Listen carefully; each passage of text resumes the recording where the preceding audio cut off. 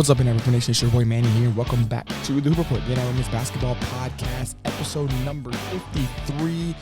The regular season is done. We are officially in playoff mode. It's conference week in the NAIA starting tomorrow, Tuesday, with all quarterfinals, play-in tournaments, all that kind of stuff for the conference tournaments across the country. So excited to get into it. On this episode, we're going to touch on every conference and touch on every conference tournament, but we're going to do it in a different way. Instead of breaking everything down, we're going to keep it simple. We're going to go with each conference tournament favorites and the Cinderella underdog teams that I think has an actual shot at making a run at it. Not just getting to the conference tournament championship, but maybe even winning the conference tournament if things went their way. So we're going to touch on all 20 conferences. We're going to touch on, the deep dives and whatnot. Some conferences will be a little quicker. Some conferences will be a little longer. It's just kind of the way it works. So we're going to get right into it with our first conference. It's going to be the Sun. Obviously, wanted to get the Sun up done first. I'm not going to pick on a Cinderella team, but I am going to touch on who the favorite is in the Sun. And it is Southeastern. It is Southeastern. They've been the best team all year. They only have one loss on the record in conference. That was to Kaiser. In a game that, if I'm being honest, it was a really bad shooting night for Southeastern and a really good shooting night for Kaiser. I talked about it before. In the second, third quarters of that game, it was 45-17 in favor of Kaiser. That's kind of how the game works sometimes. Now, do I think it's unlikely that someone could go out and upset Southeastern and make a run at it? No. Kaiser had a really good year. Florida Memorial's had a really good year. Even the bottom of the conference tournament in Coastal and Weber, they've played Southeastern well. The Sun this year has been one of those conferences where everybody's beating up on everybody. And yes, Southeastern has a 14-1 or 15-1 record. But they've had some close games. They've had a few close games against ourselves. They've had a few close games against Weber, Coastal, all this kind of stuff. So they are the favorites. They are the bar. They've been the bar for the past, I don't know how many years in the Sun, but that does not mean that it is a clear cut. They are going to be it. I do believe it's going to be a very tough test for them to try and go and sweep in terms of regular season and conference championships. But the Southeastern is going to be the bar. It's not no debate, no argument about that. They are the team to beat when we're talking about the Sun Conference Tournament starting tomorrow with quarterfinal games at St. Thomas and at Florida Memorial. Now we're going to head over to the KCAC. Favorite for me, Simpson, the number one seed, a 6-1 record. They're averaging 64 points per game. They're shooting 39% from the field, 27% from the three-point line. They're holding opponents 65 points per game, 38% from the field, and 31% from the three-point line. Biggest thing with me in Simpson is going to be just a key player, two key players actually. Destiny Nichols, 16.5 points. She's had at least 10 points in every one of the games this season except the first game of the year, which is when she played the lowest amount in 12 minutes. An efficient scorer, a really good offensive source for her Simpson team. I think she's going to be a very important part of their run. Anna Marshall, the other player that I'm looking at, 16.4 points, leads the team in assists and steals. She's coming into the tournament averaging about 21 points, though, in the last 4 games, including a season-high 31 points. So she's a very balanced three-level scorer. Her and Destiny are going to be the two players that I'm looking at in terms of how can the offense for Simpson work a little bit better. Again, the defense is not bad. You're allowing 65 points per game, which is pretty average in terms of defensive numbers, but the offense has got to be a little bit better. I do think it has to at least be better than what you're allowing from your opponent's side of things. And I think they can do that. So I'm going to keep looking at those two players specifically to try and find different ways to get themselves going as well as their team. The Cinderella run team, or the Cinderella team that I have in the KCAC, is going to be Northern New Mexico, a number 3 seed, already in semifinals because obviously a smaller conference. Their biggest thing is going to be the scoring flat out. They're putting up 57 points per game. It's not going to get it done. Again, the defense is actually pretty good, 62 opponents' points per game. But it's going to be the defense. It's going to be the offense. Now, technically speaking, they have not played since January 31st. I don't know how that's going to work. I don't know how that's going to be. It could be a good thing. It could be a bad thing. I don't know. But I'm just reading what their schedule says, and they have not played since January 31st. They played 2 other games, but I don't think those were official games that count towards their record. With that being said, they have a lot of depth on this team. They have a lot of potential. Multiple scores, and at the end of the day, it's 2 games. You got to win 2 games to be KCAC champions and punch your tickets to the national tournament. I don't think it's the craziest thing in the world that they get hot. I don't think it's the craziest thing in the world that they have a really good offensive, 2 games. So that's why I'm going with them being my Cinderella team. I do believe that I picked them in the preseason and stuff like that and being contenders in the conference and whatnot. But I do believe that Northern New Mexico is going to be my Cinderella run team. And when I say Cinderella, I don't mean like they don't have a chance. That a lot of times people think Cinderellas, they think of a lower seed making a deep run, and yeah, I mean that's typically what you associate it with. But I'm more so going on a underdog / Cinderella run team, and I think Cinderella just sounds better. I'm not gonna lie to you guys. So when I say Cinderella, I don't mean that this is a long shot chance. I just mean it more of like this is an underdog chance, a pick that maybe not a lot of people are gonna be thinking about or overlooking because of the conference. With that being said, I don't think I have too many like low seed picks. I don't think I have any like 8 9s or 8 7s or anything lower than that. I got a couple 4s, maybe 1 5. Not 100% sure, but a lot of these Cinderella teams, sometimes the 3, just because you're a 3 seed does not mean that you were picked to be the 3 seed. So that's kind of what I'm looking at. I'm not really looking at seed. I'm looking at the teams and how I feel like they could fare in the tournament.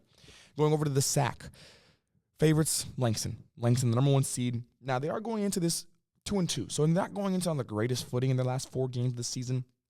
3 out of those last 4 games were decided by 1 possession, so it is going to be a little dicey.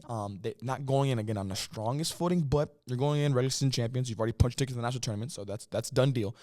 You're also going into a number 20 in the country in terms of ranking, so not a bad team, but I do believe that they're not going the greatest into the tournament.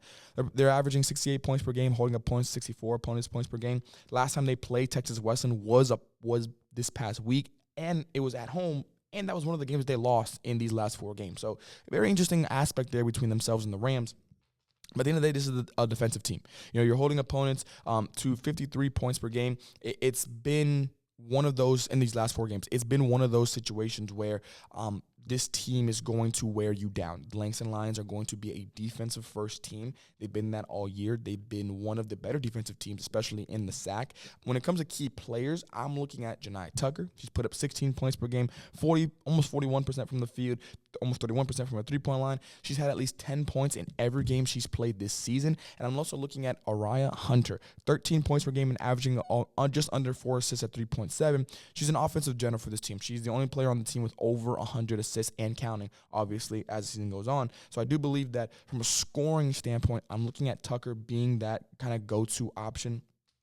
In the College of the Ozarks game that I watched, and I'll talk about the Ozarks in a minute here, she was one of the players that I consistently felt had big moments throughout the game. Not that I don't think she had a great game that game, but just from a standpoint of timely buckets, timely possessions, I think she's going to be very important. And then for Hunter, just being that floor general, being that player that can play make for others as well as for herself when needed, I think is a good balance. I think those two are going to account for a majority of the offense, maybe not scoring-wise, but just from, again, impact on that side of the ball. I'm looking at Hunter and Tucker to kind of have that 1-2 punch for the Lions. Speaking of College of the Ozarks, they are my Cinderella team, and I think this is a very good pick from that standpoint. They're the number 4 seed, so they're going to have to see Langston in the second round to get through to the conference tournament, just appearance, let alone win the whole thing. They're coming to the tournament on a 6-1 record, the only loss being to the Lions. And remember, that was a overtime 1-point game. I remember vividly, Ozarks had a chance on defense to get the stop and be able to upset the Lions at College of the Ozarks place. Great ATO by the Lions. It was a beautifully run. Ties the game, going to overtime. They had momentum. They win the game. But even still, Ozarks had the ball now with a chance to win it. All they need is a bucket. They couldn't get it. I believe they even had 2 or 3 cracks at it. Couldn't find the bottom of the barrel. So they do come in with the loss. But from a complete standpoint, they are going into, and I believe, more momentum than the Lions. Now, obviously, different sample size. I'm looking at the last 4 games for the Lions compared to the last 7 for the Bobcats. So it is a little bit different, but I just feel like for the Lions' sake, that's what I'm looking at. Because they've been such a really dominant team, these little blimps can be something to keep an eye on, more so than a team like College of the Ozarks that they've been up and down throughout the year. They've had some really good wins. They've had some really tough losses. They've been a little bit in the middle. So I do believe right now they're on the high end. Can that ride through for the next week? We will see. Their offense has been very impressive. 82 points per game on this streak. They're holding opponents to just under 60 points per game at 59 opponents' points per game. Coming into the tournament, they could be the hottest offense in the SAC. I mean, we're talking about they're shooting the ball 42% from the field, 34% from the 3-point line, and this is the underlying factor for the Bobcats. Going into this game, they are averaging 27 free throw attempts per game and shooting it at a 76% clip. So let's say, for argument's sake, they score every single one of those free throws on average.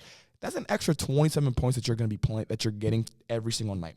Those matter in the playoffs. When the game, you hear the cliche. The The game's going to slow down. You're not going to get the same calls. The referee's going to do it differently. It's more about finding those easy ones throughout the game. All those things are true.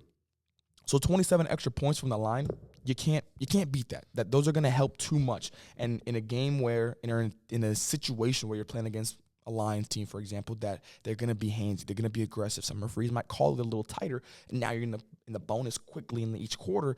Those extra points add up towards the end of the game. So I do believe the Bobcats, from that standpoint, they might be the best offense going into the tournament, and that free throw line could be the biggest X factor for them. If they're able to get there consistently like they have been for the past 7 games, I think they're going to have a really good chance at upsetting anybody and making a run at this thing through the next week or so time. Now going over to the Southern States. Favorites, Loyola. Don't really got to deep dive into it. The Wolfpack have been the Wolfpack. Y'all know how I feel about my Wolfpack. Number 1 seed in the Southern States. Before their Faulkner loss on Valentine's Day, their last loss was November 22nd. That included wins over William Carey, UT Southern, all these type of things. Best offense, best defense. They check every box. They have it all. From a key player standpoint, going to stick with the big 3 that I talked about all year. Odell, Thornton, Travis. They are going to be the heartbeat of this team on both sides of the ball. Not too much to deep dive from the Loyola side of things. The Cinderella run team, and it might be a little crazy to say they're a Cinderella because they're the number 2 seed, but Faulkner, again, kind of my example where I love what Faulkner did in the season. I talked about College of the Ozarks being the hottest offense going into the SAC tournament. I think Faulkner might be the hottest team, period, going into the Southern States. Why?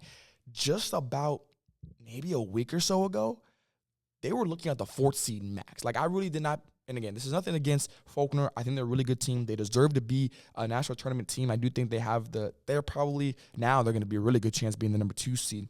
But they do have a situation where I just didn't think. I really didn't. You know, if I go by hierarchy in the Southern States, Loyola, dare I say UT Southern, William Carey, and then Faulkner. Faulkner's the 4th best team. I know they're number 2 seed in the conference. They beat William Carey. And Loyola, you know, in the past 5 games now that they're going into the tournament with in this winning streak. So I understand all that, but I don't think anybody's sitting here thinking Faulkner's going to be the best team in the Southern States. I don't think anybody's thinking that right now. Now they can be for the next week, which is completely understandable. But I feel like they are a Cinderella team because it just didn't make sense. It just doesn't make sense. I don't think they are the second best team in the Southern States. I don't think they've been the second best team in the Southern States all year. You know, we're talking about, again, Loyola, William Carey, and UT Southern. Those 3 teams I feel like are locked for the national tournament. One is going to get an automatic bid, maybe 2. Then we've got some at-larges. I do believe that. But that's why I say they're a Cinderella team, because they have momentum going into the tournament. And you're going to hear me say momentum, energy, all these type of different things of intangibles that you can't really put a value on, but you can feel it. And right now, Faulkner's feel is much better than any of the other teams, including Loyola. Again, 5-game winning streak. On that winning streak, they're averaging 81, almost 82 points per game, holding opponents 59 points per game. After Faulkner lost to Bruton Park in overtime, I really thought 4th, maybe 3rd, but that's about it. I did not think that they were going to go on the streak that they're at right now. I thought they were going to be, if you would have told me after that loss, do you think Faulkner goes up or down in the standings, one or the other, I may have even said down, even if it's just to the 5th seed, but I didn't think that they were going to get to the number 2 seed in the conference that includes the other 2 teams that they are now over in William Carey and UT Southern.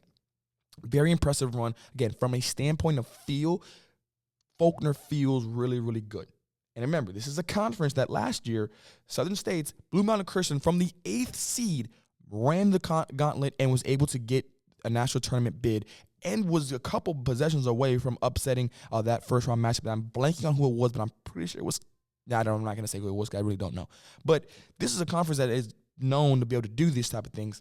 We will see if Faulkner is that team to be able to do it. Again, I know they're the 2 seed, but I feel like they're still a Cinderella team. I think a lot of people would pick Loyola, William Carey, and UT Southern before them. So now we're picking at 4 seed. That seems like a Cinderella team to me.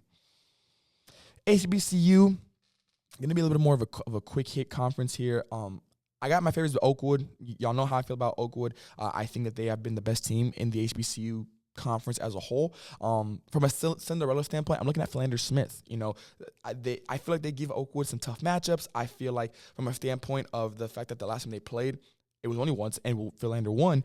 I think that's going to hold a little bit of weight here. So I'm definitely looking at Oakwood being the team to beat in the HBCU, but Philander Smith very interesting aspect there. They're on the opposite side of the bracket from Oakwood, so if they do see each other, it would be in the conference tournament championship.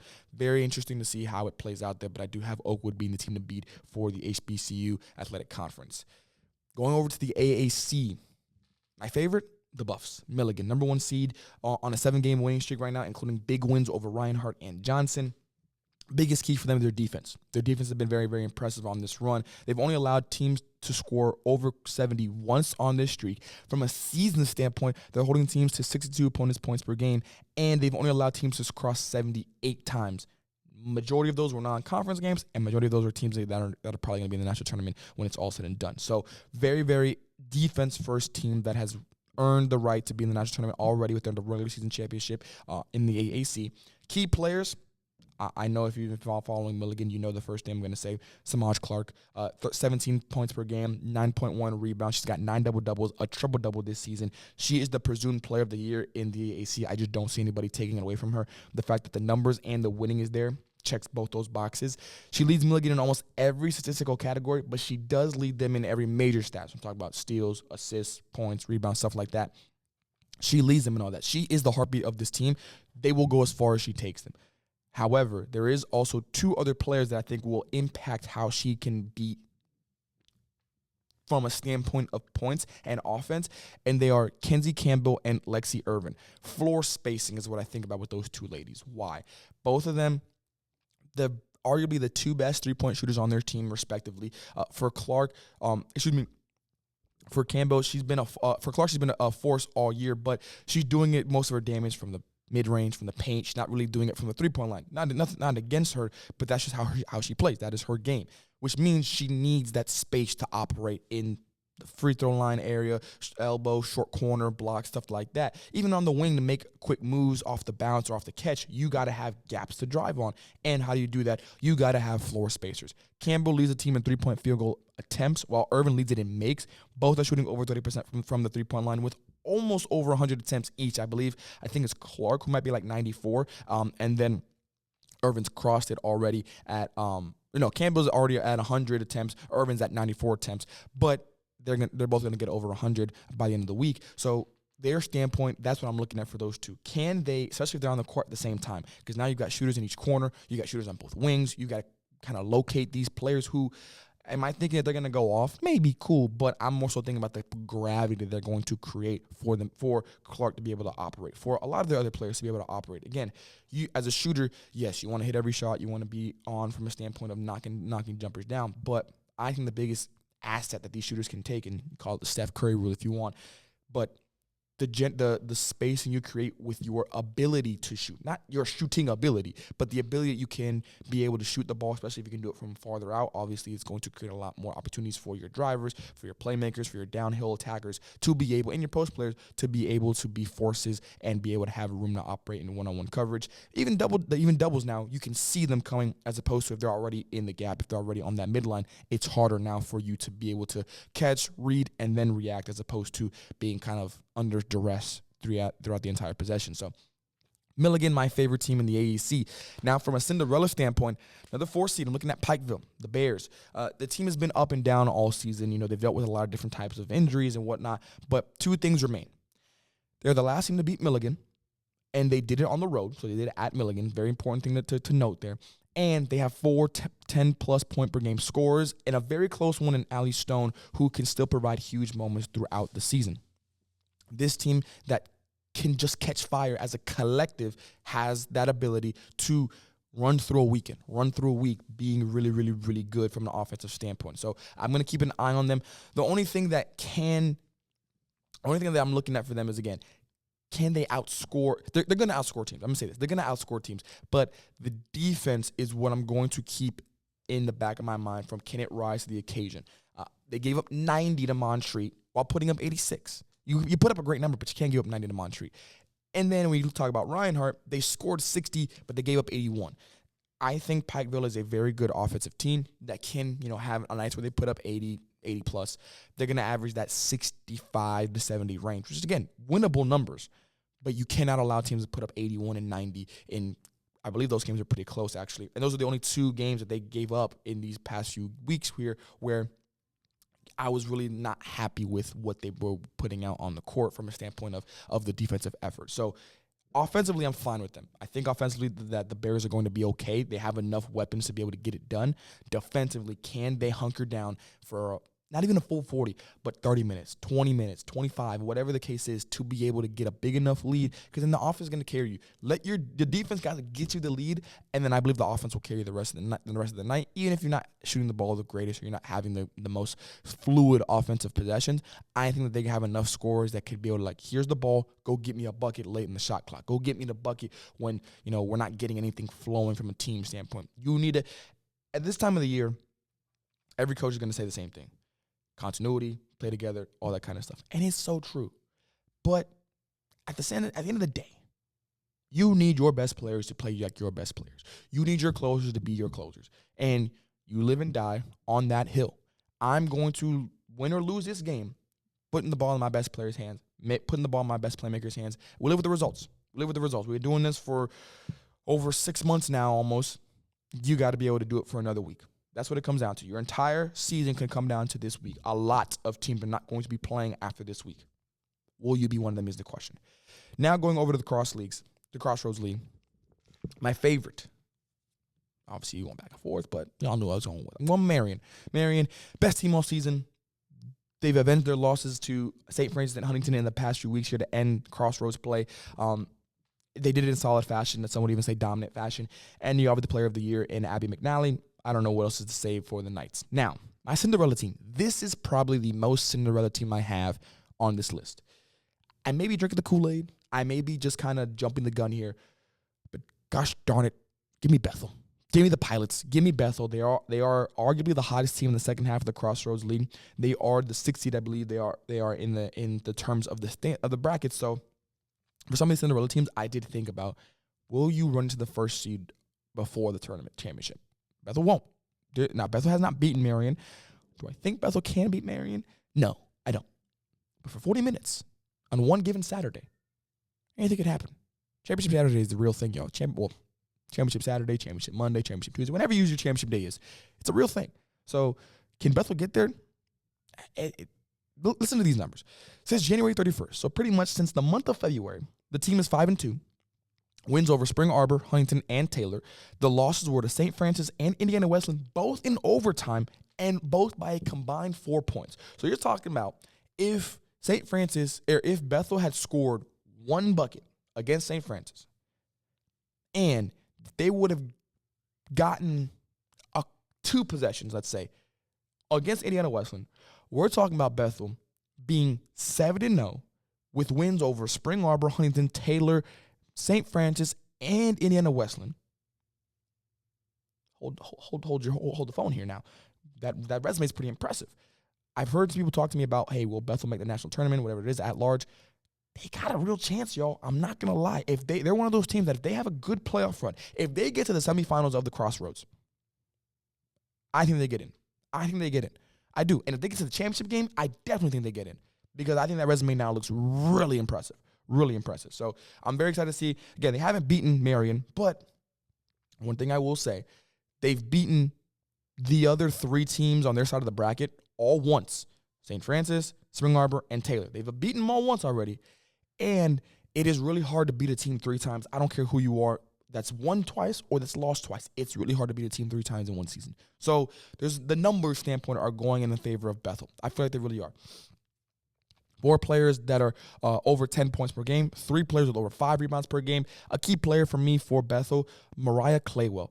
11.9 points per game, 5.4 rebounds, 3.1 assists, 2 steals a game. She's been a little bit of the fingerprints all over the team from whatever they need on a night-to-night basis. So she's going to be a player that I'm looking at for this run here for Bethel, but I do believe Bethel has a real chance. Another team that, from a standpoint of peaking at the right time, I do believe they're peaking at the right time. Marion's, they've peaked. Their low is higher than a lot of the teams' peaks in the Crossroads. It is what it is.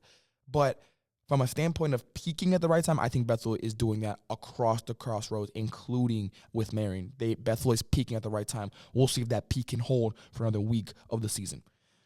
River State's Another clear-cut favorite here, Rio Grande, 18-game winning streak. Only one conference game was within 1 point. That was versus Midway at the beginning of the year. They've got at least 80 points in all but 2 games this season in the River States. Pace is going to be the biggest thing for them. They're averaging 94.4 points per game. Key players, the entire team. 9 players are over 12 minutes per game. If I'm going to narrow it down, though, I'm looking at Marley Grinstead, 17.5 points. Sophia Klein, 11.9, 9.9 rebounds. And Marina Garcia Perez, 9.3 assists. Those 3 players I'm going to look at for sure. But, again, the team plays almost a 10-man rotation, 10-woman rotation, all of them putting about 12 minutes per game. So it's going to be a team effort for Rio Grande. To beat them, you need to have a complete cavalry type of mindset, type of approach to the game. Cinderella team is Midway. I do think Midway is the only team that's played Rio Grande the best out of everybody in the River States. Includes Brescia, it includes all these other teams, and I do believe that Brescia and them have a chance. But I'm looking at Midway as being the team that could really give them a little run for their money here, because the 2 matchups that they played, December, they lost by 1. On the 12th of February, they lost by 5. Again, the only team that really gave them a little bit of a run. Here. And I think I even looked at the box score. I went back and looked at the box score for those games. Everything was pretty even. They were pretty even. So it's giving me that vibe that it's a 2-possession difference between these 2 teams right now. And that says a lot. Rio Grande is a very good team. Rio Grande is a Red Banner team. But Midway just happens to have their number. And again, I say, it is really hard to beat a team 3 times in a season. It is. Now, from a totality standpoint in terms of wins, it's going the right direction for Rio Grande, by 1, then by 5. But I don't know. I don't feel like that either. I don't think Rio Grande wants to see Midway. Do I think they're scared of Midway or they fear Midway? Absolutely not. If I'm Rio Grande, I fear nobody in the conference, respectfully, to the entire conference. But from a standpoint of the toughest test in the conference, it definitely is Midway. I do believe Midway is going to give Rio Grande the biggest just blow for blow. I'm standing in the middle of that square circle with you for the entire 40 minutes. And if you slip, if you stumble, if you don't keep your hands up, it might be a tough punch, a 1 run, 2 runs, a couple possessions here, some bounces there. Keep Midway in the back of your mind for the River States Conference Tournament here. Red River, another clear-cut favorite, LSU Shreveport. Before their loss to North American, they were on a almost 20-game winning streak. Since then, though, similar to Langston, 2-2 in the last 4 games, but they still have been the best team in the Red River all year, wire to wire. Key players. First, I'm going to start with Ali Fleernor, 11 points per game, 6 rebounds. On this 7-game streak, she's on a 7-game streak of at least 10 points to end the season. Very good from a scoring standpoint. In that streak, she's averaging 14.4 points, 8.4 rebounds, and has 2 double-doubles on this 7-game streak of hers. Very impressive. I think she's peaking at the right time. I think it's going to really help, especially for the next player I'm going to talk about that I've talked about a few times for LSU Shreveport, Selma Marnisic. She's having 17 points per game on the season on 40 and 31% splits from the field and the 3-point line. Now, in a little bit of a slump, I'm not going to lie here. She ended the season in February, not the greatest. After starting with a 23-point game, the rest of the month she averaged only 9 points per game. Not her style, not what she normally does. I fully expect her to bump that back up to at least 15, 17 like she's doing on the season. I do believe that, again, she does play against they do play against Olu in the first round here. She had a season low 3 points to end the season the last time they played.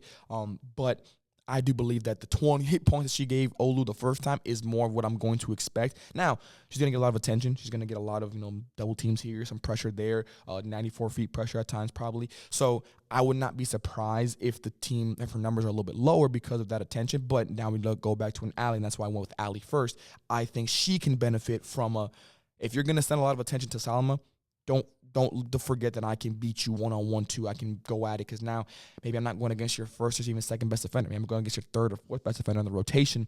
Now things looking a little bit dicey for you. So keep an eye on those 2 ladies for LSU Shreveport from that standpoint, from offense, to be able to carry the offense for the Pilots for the Red River. I do believe they are the favorites in the conference tournament. Cinderella team. Tough for me to say that they're Cinderella because they're the number 2 seed, but Texas A&M San Antonio. Y'all know I've been kind of high on the Jags lately.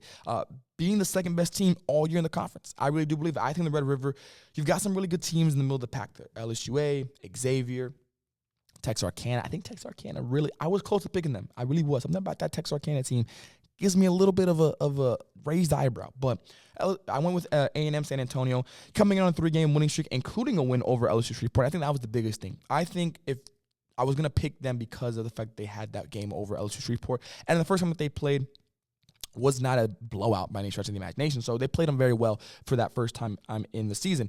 On this 3-game winning streak, they're averaging about 82 points per game. The lowest total was against LSU Shreveport, though. They've had under 70 now. I think like 67 to 61, something like that. So it is going to be a tight test for them to be able to beat LSU Shreveport again this season. This team can outscore anyone in the conference. And with that being outscored, you need to be outscoring LSU Shreveport. And that's why I went Cinderella with them, because when I'm looking at the numbers, there's a clear-cut number one LSU Shreveport. Texas A&M San Antonio is close, but then the rest of the conference, I don't feel like has the offensive power to be able to match one of those, let alone both of those teams. So that's why I couldn't go anybody outside of these two.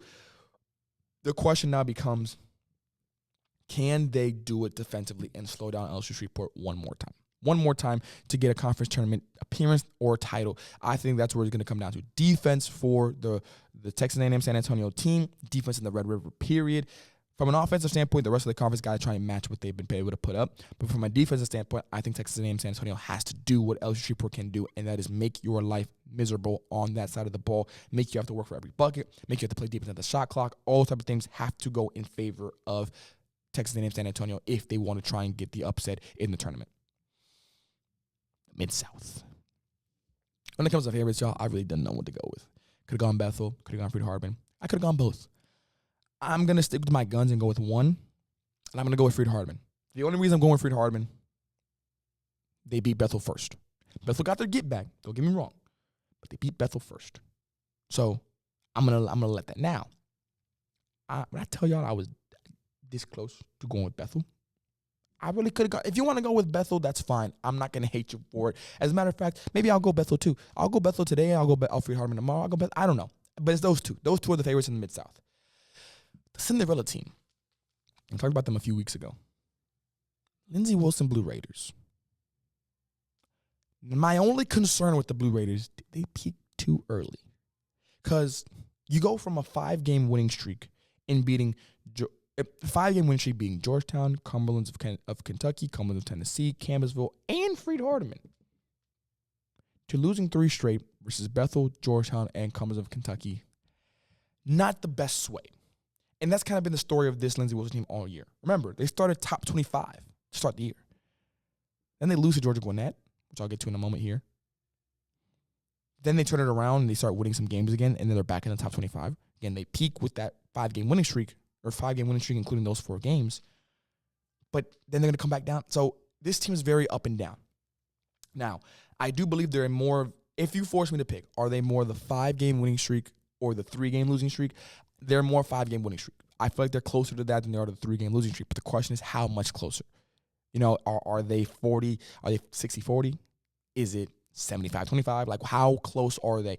That's what it comes down to for me. Did they peak too early? We're about to find out in this first round. They're the 3 seed. They're the 3 seed in the Mid-South. That says a lot. It says a lot. In a conference that includes national tournament teams, you are below Freed-Hardeman and Bethel. That's it. Very impressive. Their bracket, the bracketology for them is very, very impressive. My only concern is, again, have they peaked too early? Can they find what they had in that 5-game winning streak when they're beating teams at Freed-Hardeman? You're competing with all these top teams. Where are they going to fall on that spectrum is my only question for Lindsey Wilson. They are my Cinderella team, though, to make a run at it in the Mid-South Conference Championship run. The Chicagoland. Kind of a tough conference, not going to lie. Number 1 seed, going to go with Olivia Nazarene being the best offense. I think if you want to win in the Chicagoland, you have to outscore Olivia Nazarene. And I just don't think anybody can do that. I'm going to go IU South Bend. And the only reason I'm doing that, the number 3 seed, they beat St. Francis once already. They would have to do it again in the semifinals. They lost to Olivia Nazarene by 1 and by 6. So they can hold their own, so to speak, with the Tigers.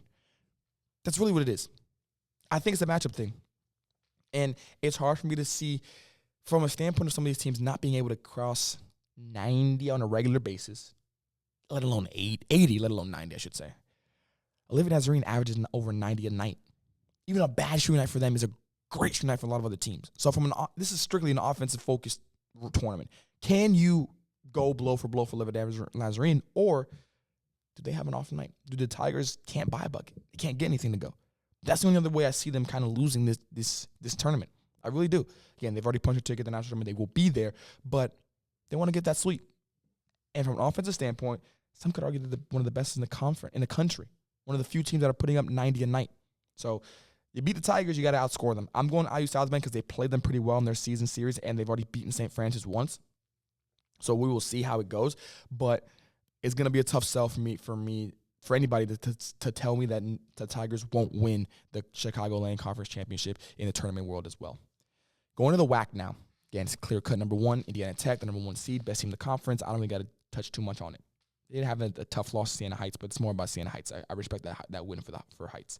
Key players, Taylor Covington, 18.5 points per game. Last 3 games to end the season, 23, 31, 22. She's peaked at the right time, y'all. 2 players, though, keep an eye on. A very key stat for the Warriors. Ryan Moorer and Jaden Gully. Almost 17 rebounds combined. 13 double-doubles combined for the 2 of them. This team only has a +5 advantage in the rebound category to their opponents on a night-to-night basis, which means Ryan and Jaden, they are going to be a very important underlining control factor because they are controlling the rebounds pretty much night-to-night.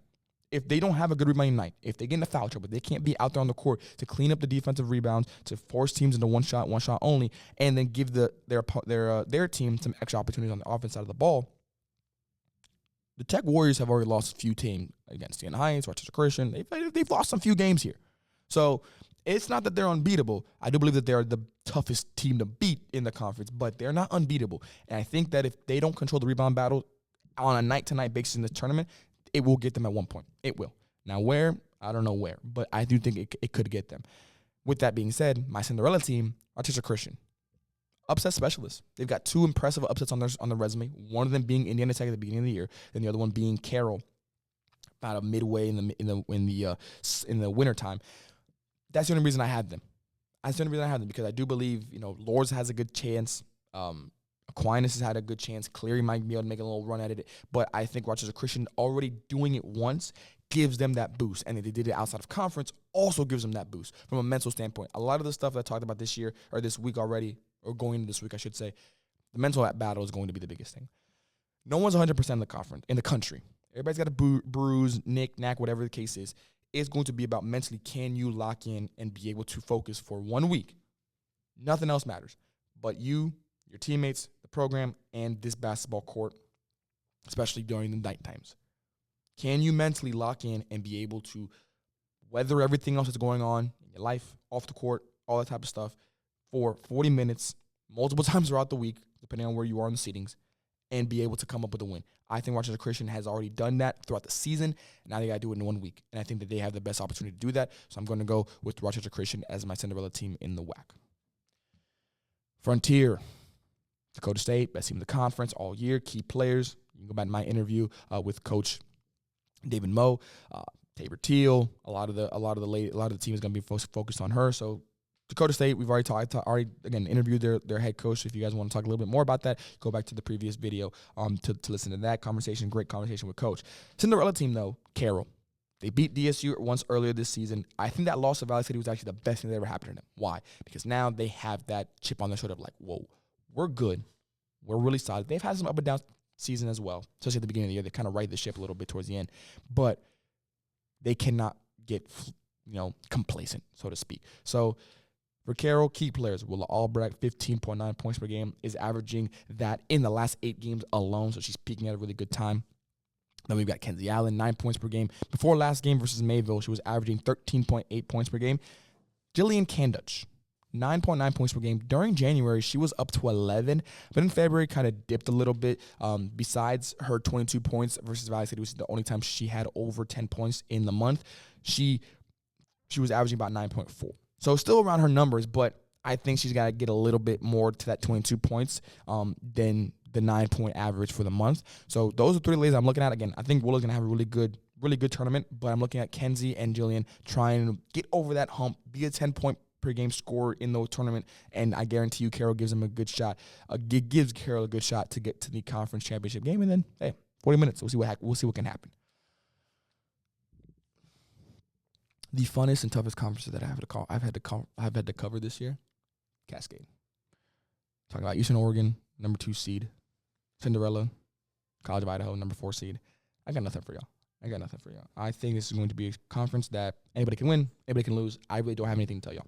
I'm going to Eastern Oregon because they've been, to me, the best team in the conference all year. And I'm going to College of Idaho because I think they have the underrated aspect. I've talked about every other team, but them really. Eastern Oregon, Corbin, Southern Oregon, Oregon Tech, Lewis and Clark State, all of them. College of Idaho I didn't really talk about too much. I think that's going to actually motivate them. So that's all I got for y'all on the Cascade. It's just been too much of an up and down conference to really give y'all an expert analysis kind of thing. But I think Eastern Oregon the team to beat, and Cinderella is going to be College of Idaho. Last 5 conferences here. First up, the GPAC. Dort, number 1 seed. It's Dort. I don't really got to touch on too much. Now, Hastings, an interesting one. Number 3 seed since January 17th. Make an argument that they're the best team in the conference, y'all, including Dort, or at least second best team. They're 9-1 in that stretch, including a perfect 5-0 in February. 90 points per game, 66 opponents' points per game. They beat Briarcliff, Concordia, and Morningside by double figures. They're peaking, y'all. They're peaking at the right time, and I think this Hastings team, again, yes, they're the 3 seed, but they don't feel like a 3 seed. In a conference that includes Dakota Wesleyan, Dort, Concordia, they're maybe the 4th, and you also got a Briarcliff, Northwestern. You could make an argument for even lower than that. So I think they're a Cinderella team to make a run at it. Since January 17th, there's an argument to be made they're the second best team in the conference. We will see if that holds water going into the tournament, but the numbers are there. They do not lie. And that February was very impressive. And I know we're technically it's still in February, but that February in the regular season was really, really, really, really good. From an offensive standpoint, they're going to go blow for blow. 90 points per game is nothing to sneeze at. Can that continue for the next week? We will see. Going now to the GSAC. Pretty straightforward here. Hope International, the team to beat. Best team all year in the conference. Key players, Amaria Austin, 14 points per game, 10.5 rebounds, 12 double-doubles in the season. Aaliyah Gonzalez and Nicole Chong, 25 combined points per game, almost 26. Both are shooting the ball over 35% from the field and 30% from the three-point line. They have a lot of offense. I don't think that the Warriors are going to be easily thrown off their course of a GSAC conference tournament championship. Cinderella team is the Masters. They did beat Hope in overtime in their last matchup, so I think that gives them a little bit of boost. I'm looking at a few players, actually.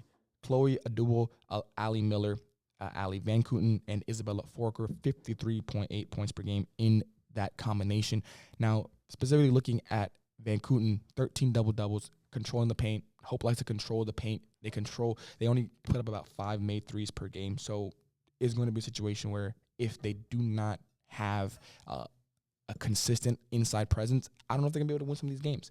The Masters actually have a higher points per game average than Hope and a better defensive opponent's points per game average as well. So from a stat standpoint, Masters actually give them a very good shot. It's a very good matchup for the Masters. So keep an eye on that matchup in the GSAC. I do believe it's your conference championship preview. And they're 1-1, so we'll see what can happen from there. Last 4 here. KCAC, my home away from home. Best team of the year, Evangel. I've talked at length about them on our Instagram. They are the team to beat in the KCAC. I don't think they have too much talent. They have the coach of the year, probably the player of the year. Any other award, you probably give them, at least they're in the conversation for. They're going to have multiple all-conference players. It's Evangels to lose. Cinderella team, Tabor. Defensive force, I think that they are peaking at the right time from that standpoint. It's a pace game, and that's why I picked them. They are the one team that from a styles make fight standpoint, they play so much slower than Evangel. They play at a snail's pace compared to Evangel. That is going to hurt Evangel. I feel like that is going to make their life miserable from a standpoint of uncomfortable. I'm looking at Tabor to make a run at it. Number 6 seed, I believe. No, number 7 seed. They're the lowest seed, I think, that I picked because they are playing the 2 seed Bethel in the first round, which they already beat. And again, a very slow game. I don't think either team crossed 60 in that game. So if it is going to be a lot of teams talk about pace of play, it slows down in the playoffs most times. So will that hurt Evangel and then help Tabor? That's what I'm looking at here. Again, styles make fights in the KCAC. For the Heart, Mid-American Nazarene, best team in the conference all year. They've lost some games, obviously, but they've won some important ones as well. So I do think that they have a really good shot. My Cinderella team, I'm stuck between Grandview and Benedictine, but I'm going to go Grandview. Why? I think they're a sleeping giant. You know, they've been on a bit of a tear here, a quiet 9-game winning streak. Can they get the 2 big ones that matter, though? You know, that you lost to some few upsets in their Heart conference season. Not the greatest, but At the same time, because of that, that's why I give them the Sleeping Giant title. A team that maybe has been overlooked because you've got Benedictine, you've got Mid-America and Nazarene kind of going blow for blow, going down to the last day of the regular season for who is going to be the conference champion. You kind of forget about the Vikings. And the Vikings at the beginning of the year were receiving votes. They were getting some really impressive wins in non-conference. This team is not going to be taken lightly, should not be taken lightly in the conference championship run. So I do believe they're going to be a Cinderella team because I would probably pick them as the third best team in the conference. AMC, Columbia, best team. They undefeated. Just not too much I can talk about. I went Stevens for my Cinderella team because from a bracket standpoint, they're on the upper side of Columbia. I don't think anybody that's on Columbia's side is going to get to the conference championship. They've already played William Baptist, Central Baptist, and Mission, all in close games. So I do believe from a bracket standpoint, they are the break right team. It broke right for them. So I can see them at least getting there. I just don't think anybody's going to be Columbia. I think Columbia is the best team. The Cougars have just been on another tear. Their only loss of the season, I believe, was to Friends who were not even in their conference. So, and it was a close game even still.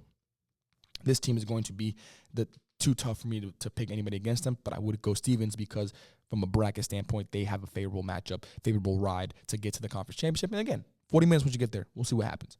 Last conference, the CAC. Georgia Gwinnett. I've been a Georgia Gwinnett fan since day one, y'all. That gym, impressive. The wins that they have, again, they beat Lindsey Wilson at the beginning of the year. They've had some impressive upset wins. They're perfect in the CAC. I don't think there's anything much to say. They're going to do something that not a lot of programs can say that they did. Year one, championship in year one. I give credit to the Grizz, y'all. I really do. Cinderella team, Florida National. Not from a stat standpoint, not from a matchup standpoint, but simply they're a momentum team and they're scrappy. I think that if they get the game to what they want to do, up and down track meet, we're just playing basketball, letting the ball move around, putting energy behind the ball, they're going to be able to give Georgia Gwinnett a good test. I think they've been the second best team in the CAC at times throughout the year. Can they hold that for a full week is the question. But I do believe Florida National is going to be the Cinderella team in the Continental Athletic Conference. But I do believe the Grizz are going to come out with it. I just don't see them dropping what they've been able to do all year. They built a resume that is very impressive, and I don't think that they're going to drop it now when they're so close to their goal of a conference championship in year one, something that a lot of programs can't say that they did. That's going to do it for this episode of the Hoop Report. 20 conferences, all their teams to beat, the favorites, and the Cinderella team, the teams to keep an eye on throughout the tournament. Cinderella does not have to mean you're an 8 seed going to go on a run. It could be your 2 seed because I just don't think, you got the number 2 seed, but there are some teams behind you that are going to be, in my opinion, are better. So how does that hold weight? Brackets are going to be a very important thing as well. Brackets make fights. Styles make fights. So we'll see how these teams match up as the weeks come. Everything's going to start tomorrow. Tuesday is going to be the day where everything gets rolling. So make sure y'all enjoy it. But that's going to do it for this episode. Make sure you guys like, comment, and subscribe. And we will catch y'all this week. The playoffs are completed here on the Hoop Report.